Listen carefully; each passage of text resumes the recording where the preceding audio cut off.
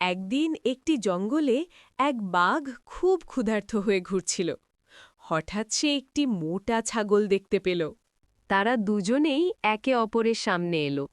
বাঘটি ছাগলকে ধরে ফেলতে চাইল। ছাগল খুব চালাক ছিল। সে বলল, আমাকে খেলে তোমার পেট ভরবে না, কিন্তু আমি তোমাকে একটি বড় গোপন জায়গা দেখাতে পারি যেখানে অনেক খাবার আছে। ছাগল মনে মনে ভাবতে লাগল, বিপদের সময় বুদ্ধি সবচেয়ে বড় অস্ত্র।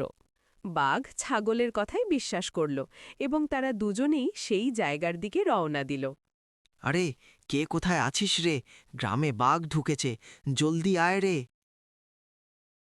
আসছি আসছি, আজকে তো বাঘকেই মারেই ছাড়ব। এই বাঘকে অনেকদিন ধরে দেখলাম, আজ এসেছে হাতের মুঠোয়।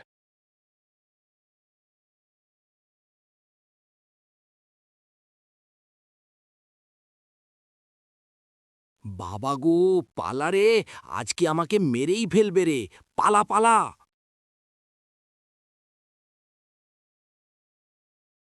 চালাক মানুষ বিপদ থেকেও হাসি মুখে বেরিয়ে আসে।